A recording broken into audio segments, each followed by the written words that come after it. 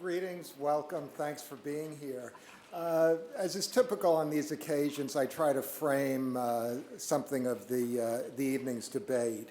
And when you think about Google, I mean, here's a company that was founded by two Stanford University graduate students just about 10 years ago. One of them was an immigrant to this country. They've created among them an enterprise that is basically the first place that almost everybody goes for information about anything. It's an extraordinary achievement. They've completely revolutionized the advertising industry by enabling advertisers to very efficiently reach the individuals they want to reach that are interested in their products. And it's the amounts, the sums that are paid by the advertisers that make these services possible for everybody else, as well as having created enormous fortunes for the founders of the company and their shareholders. They've created a unique corporate culture, a corporate culture that is highly entrepreneurial, very inventive, embraces change. I mean, it's an American dream kind of company. So what's the debate? Where's the other side of this equation? It comes in a number of categories. The first I would say is privacy. Google is so ubiquitous. If you put your telephone number in that little box, it comes up with your name and address. If you put your address in Google Maps, it can show you a photograph of people going in and out of your building. If you've ever made a political contribution, it's on Google.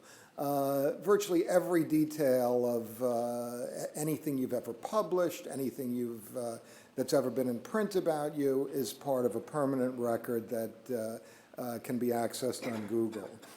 So this sense of pervasiveness, the sense that Google knows so much about all of us, is worrisome to people, and for good reason.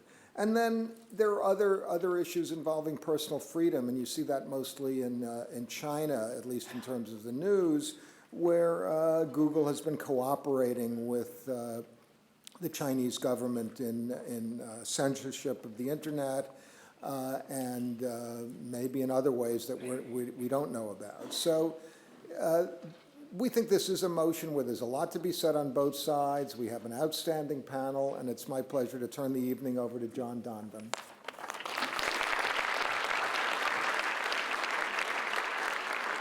Thank you, Robert. May I invite one more round of applause from Ms. Rosencrantz?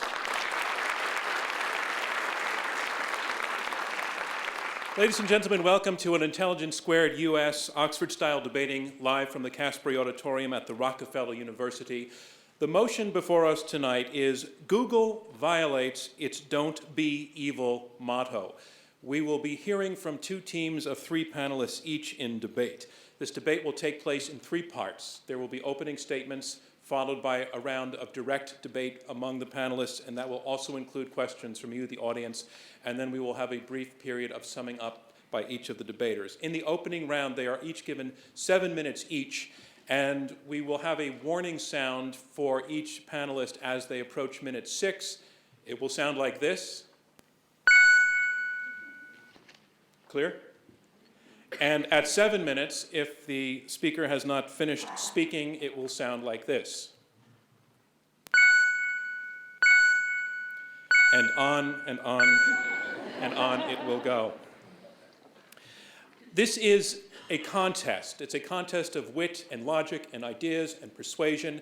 And you, the audience, are the prize in that contest. You are the judges, and your votes will determine who is the winner of the evening. And to that end, we're asking all of you at this point to express your view on the motion now, before having heard any of the actual debate and argument. You each have the keypad at your seat.